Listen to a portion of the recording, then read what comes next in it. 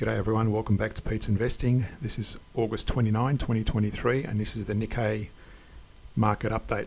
On the daily, first off, you can see here since our last video it's been fluctuating around this support at 31,790 and it's gone as low as you can see there before our previous video. It's fallen almost as low as the 50% level on that Fibonacci range between that area there. One thing to notice is the CCI is still falling off, and you can see there's a bearish divergence on the daily on the CCI versus the price, and it has bounced off that key resistance there at 34,015, and it's currently sitting around the 50% level, the 38% level as we speak, but it's gone as low as the 50% level. Now if it breaks much lower, and if it breaks below this support and it breaks down past the 61%, a couple of things are going to happen. It's going to probably rest on that ascending diagonal, which happens to be the 61% level area, but if it breaks below that, we're going to see further declines based on this. Now it has already hit our closest target range, and I always choose the closest target range for those new to the channel. I don't try and aim for anything too ambitious, so I aim for it generally between the 23 and the 38% at least, if there's a opportunity to trade that, long or short. In this case it's broken down at least to the 50% level in this case. Now again, if it breaks below the 61%, we're going to see further declines on the daily. If we look at the hourly, there's a couple of things to note here as well.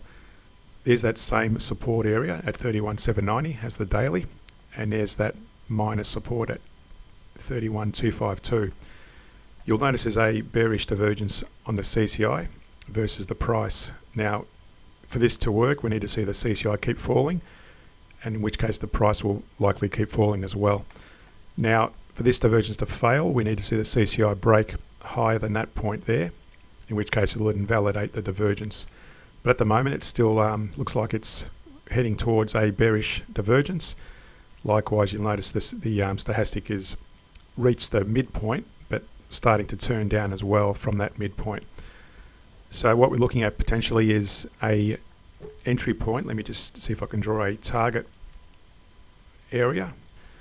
So we'll go for what we typically try to do in this case is draw a didn't like that. Come on.